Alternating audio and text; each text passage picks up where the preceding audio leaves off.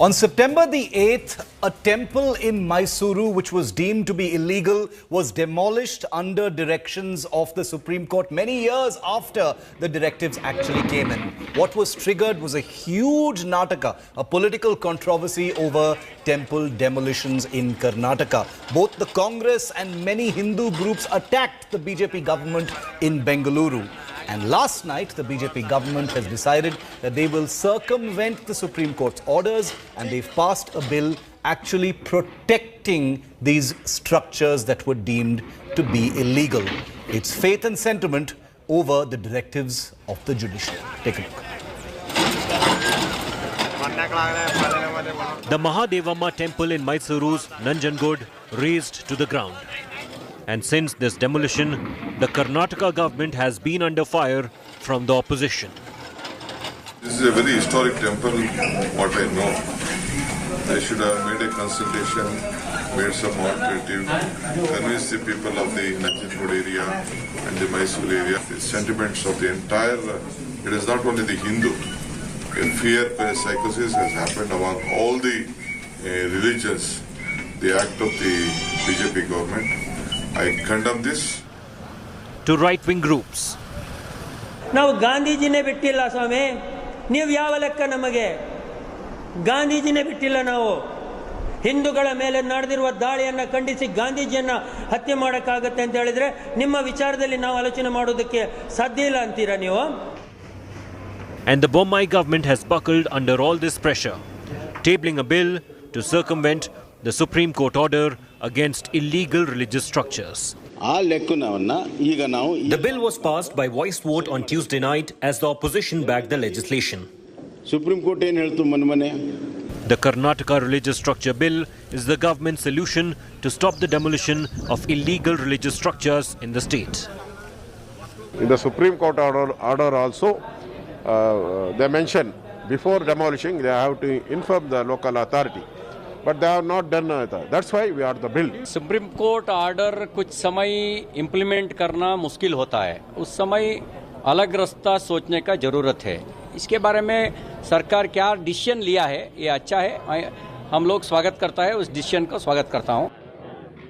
The government move is aimed at bypassing a 2009 Supreme Court order which passed razing of all illegal shrines. The Bommai government's bill protects temples, churches, mosques, gurudwaras, bodh vihars, among others, from any demolition, even if they are illegal. The opposition has questioned this quick fix move. Supreme Court is very clear on its order. All illegal structure is what is given. So you have to now make it legal or illegal. Which one you have to break? Now if you are going to protect all the illegal means then it is going to be everywhere then. So you have to be very careful in handling this issue. It cannot be just taken off like that. And this is being done for vote bank, nothing else. Well, the Bommai government now hopes that this particular bill will help undo all the damage that was caused because of the demolition of a temple in Mysuru district.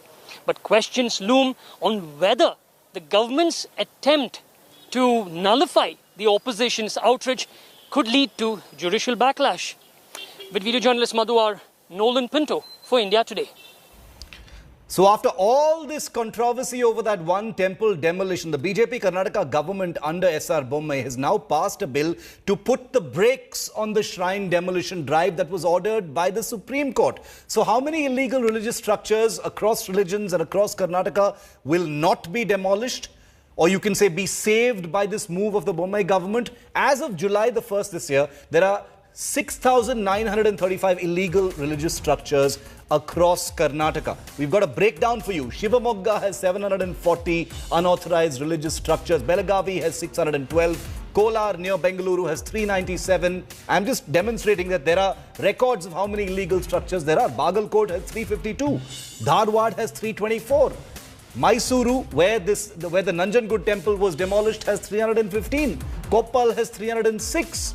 The Karnataka Religious Structures Protection Bill 2021, which was passed last night, aims to stop the demolition of all of those 6,935 religious structures in the state in the backdrop of the Supreme Court order. Well, we've told you about Karnataka. Let's also tell you about religious structures that have been deemed to be illegal in other parts of the country, in other states where similar lists have been generated. As per a 2010 report, Tamil Nadu has the maximum number of unauthorized religious structures, 77,453 structures on public land. Tamil Nadu is followed by Rajasthan, which has a staggering number as well, 58,253 such structures. Madhya Pradesh has 51,624 unauthorized religious structures which are deemed to be illegal according to that 2010 news report. The numbers may be lower now because some demolitions may have happened. After the 2009 Supreme Court order, the Bahujan Samaj Party government in UP had conducted a survey in UP where 40,000 such illegal religious properties were identified. And Karnataka, where all this Nataka is happening, like I said, 6,395 unauthorized religious structures in public places as of July 2021. According to 2013 government figures, a total of 975 unauthorized religious structures on public land have been reported in Bihar's capital Patna alone. Imagine the number in the entire state.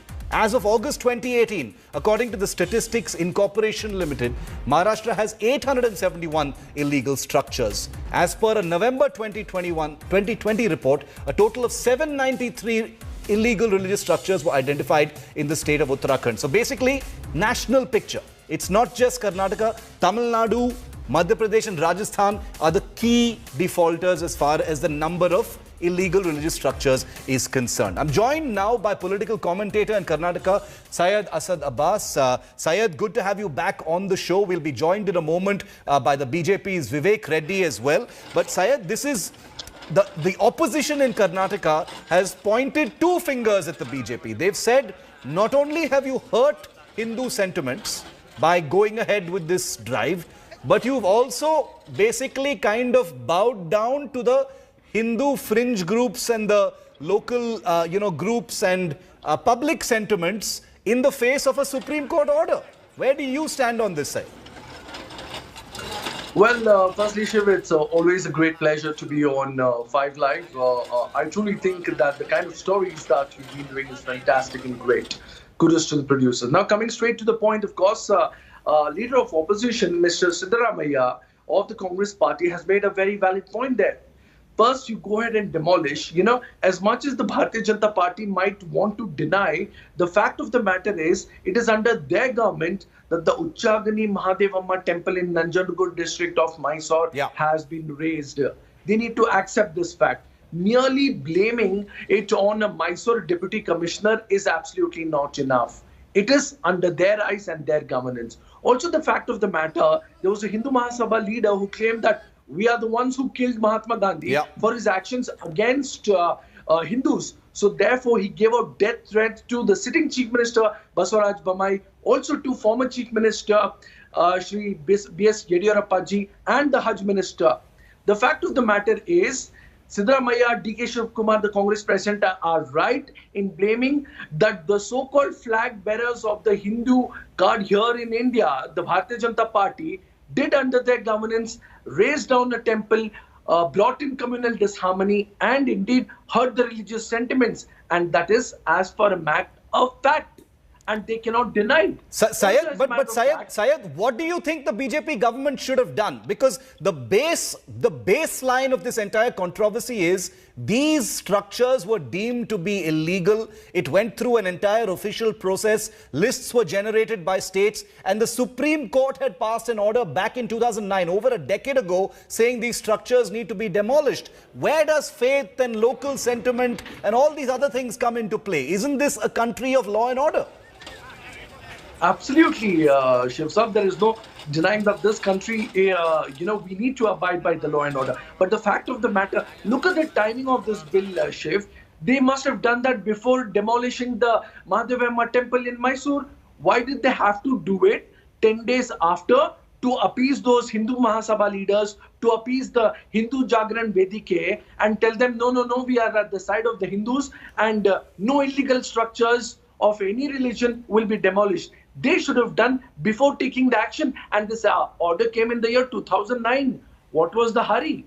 The fact of the matter, this government is not taking the blame upon them, but merely blaming a bureaucrat who's a Mysore deputy commissioner is not enough. Yeah. The fact of the matter, they want to appease the Hindu right-wing groups like a Hindu Mahasabha and a Hindu Jagran Vedike, and the BJP knows they're banking on the Hindu card, and that is the card they play to get the majority votes. Because the BJP, the opposition has because Syed, the BJP finds itself in a very sticky dilemma now. That's why we've seen this bill being passed. Vivek Reddy of the BJP is going to be joining me in a few seconds, and I'm going to put that question to Vivek directly, because the BJP finds itself in an unusual position of being accused by the Congress party of hurting Hindu sentiments and also being threatened by Hindu fringe groups which are usually in support of the BJP government. Absolutely. Here they find themselves being threatened by them, like you quoted from the Hindu Mahasabha character who's now thankfully under arrest after making a death threat to the Honorable Chief Minister of Karnataka. How dare he do something like that even in such an emotive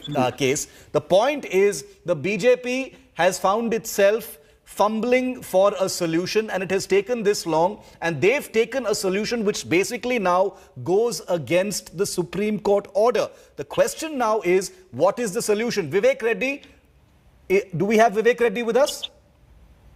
Vivek? Yes. Vivek, if you can hear me, you know what, what your government has basically done is said, we don't want all this tamasha where, Hindu sentiments are going to be, attached to our actions.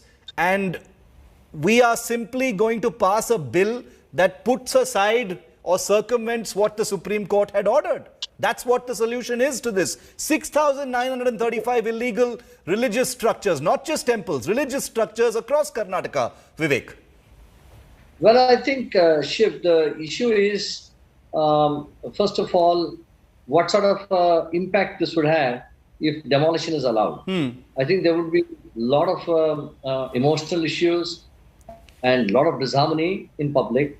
And in order to save this, the government has taken the right step in legislating, bringing forth the legislation, which will prevent the demolition of structures and which will ensure that in future there is no such encroachment of public property. But Vivek, I take your point, but my point is, as a modern India, we can't simply, locals in all these places, they're not fools. They are also modern, responsible Indians. I'm sure they would also respect that the Supreme Court has said that these are illegal structures and need to be demolished. Surely it can be taken on a case-by-case basis, and those where there is sufficient agreement with the local population can go ahead and be demolished. It shouldn't be just a blanket approval for all illegal structures.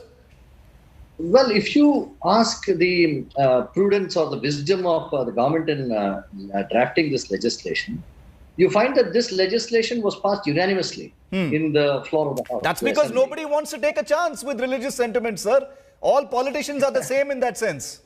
It may be so, but still, Shiv, the issue is the burning question amidst the people. What are the people wanting? If the people want this sort of a solution, I think they have the right to crack this sort of a solution through the representatives. And that is a unanimous resolution in the assembly. So therefore, okay, Syed, I'll give you the last word, 30 seconds left. It's only, we are not against local sentiments. This country is built on sentiments, but it's also a country that needs to go according to the rule of the law. But this, we'll have to admit, is a situation where faith and sentiment has trumped judiciary and law and order in that sense. Syed, last word. Yes, I think wherever faith and sentiment has had this... We must and should abide by the law and the Supreme Court order of the 2009. Also, as a matter of fact, yes, I agree with you. There shouldn't be a blanket approval on this. It must be done on case-to-case basis. And my friend from the BJP, Mr. Vivek Reddy, can I deny that? He cannot deny that. This is an act of appeasement to appease those vote banks who are Hindu right-wings, like a Hindu Jagran Vedike and a Hindu Mahasabha. I think this must have been dealt accordingly, with iron hands. But nevertheless, they have succumbed to that because nobody wants to lose the majority votes. And I would say this is a very smart yet approving move by the Basavaraj Bommai government to keep their vote bank very, very safe. But I think the last word on this is something that Vivek himself said, and I think that's most telling about our politics and our politicians, which is that it was a unanimously passed bill. Absolutely. Nobody wants to take the political risk of dealing and dirtying their hands when it comes to religious sentiments. And I think that's one of the things stopping India from becoming a country completely of law and order. When sentiments and religious sentiments and feelings collide with law and order, you're going to have a country that's going to get mixed up in things that simply cannot move forward. We'll have to see where it goes. Mosques, temples, churches, gurudwaras, whatever it is. If they're illegal, there needs to be consensus on what